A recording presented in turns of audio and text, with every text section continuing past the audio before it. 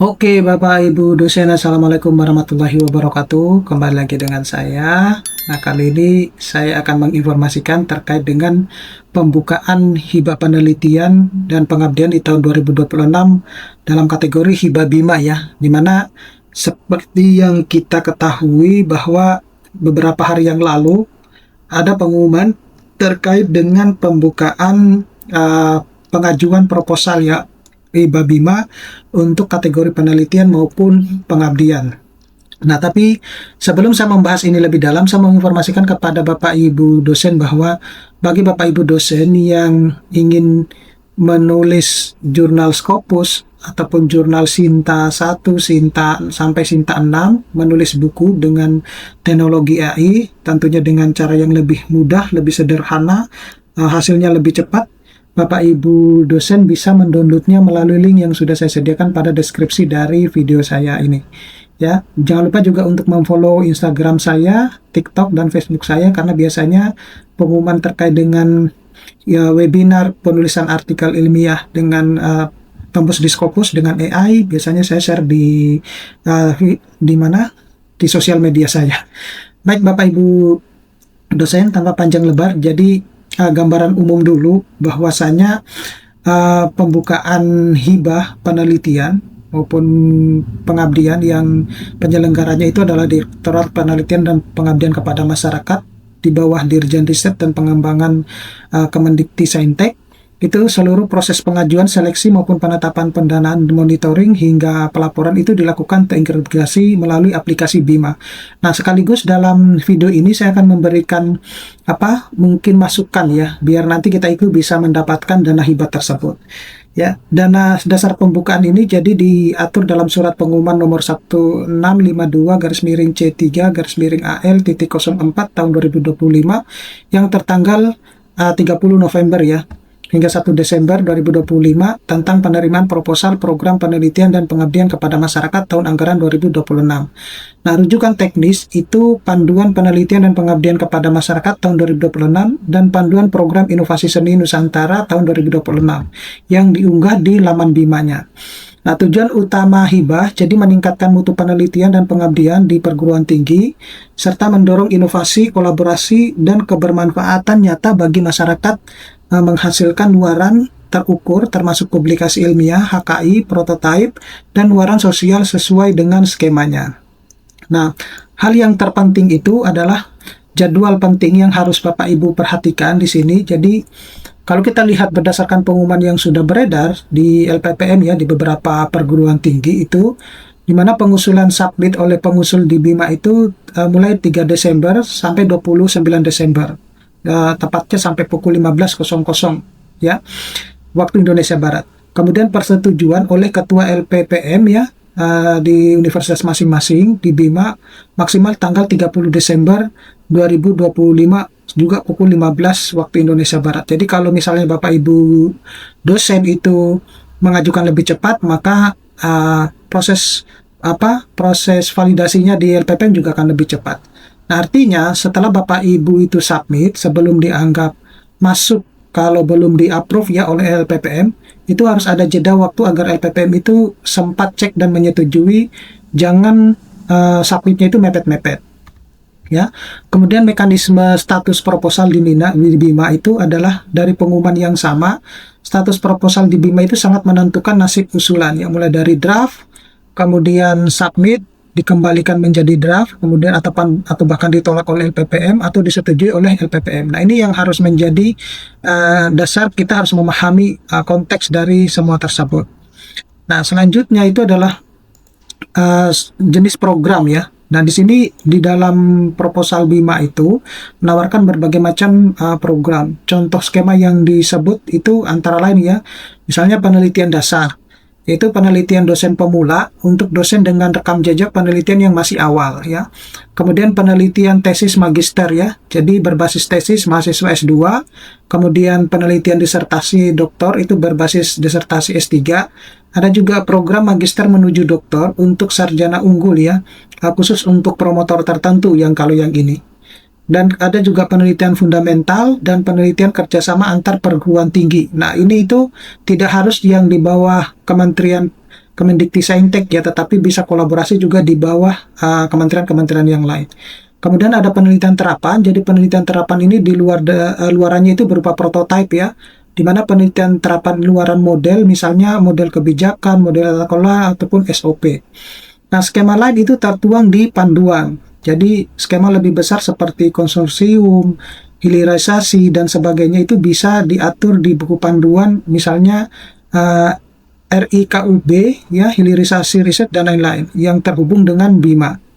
Ada juga program pengabdian kepada masyarakat ya. Jadi kalau program pengabdian kepada masyarakat itu dibagi atas 3 ya. Jadi ada pemberdayaan berbasis masyarakat, kemudian pemberdayaan berbasis kewirausahaan, serta pemberdayaan berbasis wilayah. Nah, program PBK dan PBW yang masih ongoing, pendanaan 2025 itu wajib mengajukan kembali untuk pendanaan di tahun 2026. Jadi bukan otomatis lanjut Bapak Ibu dosen ya. Nah, selanjutnya itu adalah ini tadi skema pengabdiannya. Nah, ini syarat umumnya. Jadi syarat umum dan konteks penting dari panduan 2026 itu, jadi secara umum detail angka persis tetap cek langsung di panduan Bapak Ibu dosen. Nah, pertama itu kualifikasi pengusul. Tentu harus dosen tetap ya di perguruan tinggi di bawah Kemendikti-Saintek yang terdaftar di PT Dikti, kemudian memiliki NIDN atau NIDK, dan data sinkron dengan akun Sinta dan BIMA. Kemudian batas maksimum menjadi ketua ataupun anggota di beberapa skema itu diatur per panduan. Kemudian klaster perguruan tinggi, jadi panduan memuat klasifikasi perguruan tinggi, misalnya dari mandiri, utama, madya, pratama, ataupun binaan yang berpengaruh ke kuota dan jenis skema yang diikuti. Kemudian bidang fokus ataupun luaran, jadi ada bidang fokus penelitian dan pengabdian, misalnya kesehatan, pendidikan, energi, pangan, sosial, dan humaniora ya. Dan setiap skema itu punya luaran wajib atau luaran tambahan, misalnya harus publikasi di jurnal terakreditasi, proceeding internasional, HKI, ataupun bahkan di jurnal internasional bereputasi ya. Bisa buku, prototipe, produk, ataupun model kebijakan. Nah, ketentuan anggaran, jadi panduan di tahun 2026 itu mengatur komposisi umum biaya, misalnya biaya upah dan jasa maksimal 10% ya. Kemudian biaya teknologi dan inovasi minimal sekitar 50%. Kemudian biaya pelatihan maksimal sekitar 20%, kemudian biaya perjalanan dalam negeri maksimal 15%, dan biaya lainnya maksimal 5%. Nah, proposal ini menjadi salah satu penilaian kelayakan anggaran. Nah, kemudian ada persiapan administrasi ya di sini. Jadi hal-hal yang perlu disiapkan itu untuk peluang lolos ke yang lebih tinggi ya. Jadi dibagi menjadi 3 ya, ada administrasi, substansi ilmiah, maupun strategi luaran publikasi. Nah, untuk persiapan administrasi di BIMA dan kampus itu sebelum menulis proposal, bahwa Bapak Ibu dosen itu pastikan dulu akun dan datanya itu tersinkron ya, baik itu ke akun BIMA, kemudian sudah memiliki data di PT Dikti maupun NIDN. Kemudian cek klaster PT-nya, kebijakan internal LPPM-nya, apakah termasuk dalam klaster utama gitu ya. Jadi LPPM ini punya aturan tambahan, misalnya prioritas skema tertentu, jadwal internal pengumpulan sebelum diupload ke BIMA. Kemudian lengkapi dokumen wajib, biasanya termasuk CV ya, CV singkat, kemudian surat pernyataan, surat dukungan, maupun dokumen etik gitu. Serta bisa koordinasi dengan LPPM. Jadi tanyakan deadline internal kampus ya. Biasanya LPPM itu menutup sebelum 29 Desember agar sempat direview. Nah, pastikan dosen operator maupun LPPM itu tahu judul dan skema yang akan diusulkan sehingga approval gitu ya, atau cepat di approve. Kemudian ada persiapan substansi ya. Ini bagaimana kita sebenarnya menulis proposal yang bisa dikatakan menjual gitu ya. Ya. Jadi ini yang harus dipahami oleh semua dosen ya, termasuk saya sendiri. Jadi pertama kita harus merumuskan masalah yang tajam ya, dan kontekstual. Jadi jelaskan situasi awal dengan data, misalnya statistik, laporan penelitian sebelumnya, atau dokumen kebijakan. Kemudian hubungkan dengan isu nasional atau lokal dan bidang fokus di panduan. Nah, kemudian kebaruan atau novelty dan kontribusi ya. Jadi tunjukkan gap antara penelitian terdahulu dan yang Anda tawarkan. Nah, jelaskan apa yang baru dari penelitian atau pengabdian ini. Nah, apa perbedaan pendekatan yang Anda lakukan dibandingkan dengan kerja penelitian-penelitian sebelumnya atau pengabdian sebelumnya ya. Kemudian tujuan, luaran, dan indikator keberhasilan yang terukur. Jadi bedakan tujuan umum dan tujuan khusus. Nah, turunan dari luaran yang eksplisit, contohnya misalnya penelitian satu itu artikel di jurnal Scopus misalnya, gitu ya. Kemudian atau di jurnal Sita seperti itu, atau punya satu HKI ataupun prototipe. Nah, contoh pengabdian itu misalnya modul pelatihan, SOP usaha, peningkatan pendapatan, sekian, dan lain sebagainya. Nah, sertakan indikator dan cara pengukurannya. Kemudian metodologi yang kuat dan realistis ya. Jadi, uraikan desain penelitian atau pengabdian. Jadi, penelitian itu didesain misalnya eksperimen, R&D, survei, kemudian kualitatif atau mixed method, kualitatif, kuantitatif gitu ya. Ataupun kita menggunakan teknik sampling, instrumen, dan analisis data. Nah, kalau di pengabdian, itu tahapan pendampingan, kemudian metode pemberdayaan, misalnya CBR, PAR, pelatihan, monitoring, inkubasi itu termasuk dalam monitoring dampak. Nah, jadi kita pastikan bahwa metode ini sejalan dengan luaran yang dijanjikan. Jangan luaran jurnal eksperimental, tapi metodenya terlalu dangkal gitu. Nah, kemudian bisa juga membentuk tim pelaksanaan yang relevan ya. Jadi komposisi tim ada keahlian yang saling melengkapi, misalnya metodologi, substansi bidang, pengolahan program, sertakan bukti rekam jejak ya, misalnya publikasi, kegiatan pengabdian ataupun proyek terkait. Yang keenam itu kita bisa rencana kerja dan timeline yang jelas ya. Jadi buat Gantt chart dari awal tahun sampai akhir ya, atau sampai tahun kedua sampai ketiga untuk multi tahun ya. Siapkan fase pengumpulan data, analisis penulisan draft artikel, submit ke jurnal revisi, dan lain-lain. Yang ketujuh itu anggaran rinci yang masuk akal dan patuh panduan gitu. Jadi ikuti komposisi anggaran yang diatur, misalnya porsi upah, teknologi, pekerjaan, dan lain-lain. Nah, hindari pos biaya terlalu besar untuk honorarium ya. Kegiatan atau akun biaya yang tidak ada kaitkan langsung dengan luaran. Nah, selanjutnya itu adalah strategi publikasi ya. Jadi strategi khusus ini supaya ada luaran publikasi. Nah, ini bagian yang paling sering lupa sampai akhirnya publikasinya mepet dan tidak tercapai gitu. Nah, kita sebenarnya bisa merancang publikasi sejak tahap proposal ya. Jadi tentukan target jurnal atau proceeding sejak awal. Nah, untuk penelitian ya minimal jurnal Sinta 2 sampai 4 ya, atau Scopus WOS sesuai tuntutan skemanya tentunya. Nah, sedangkan untuk pengabdian ya tentunya harus di jurnal pengabdian terakreditasi.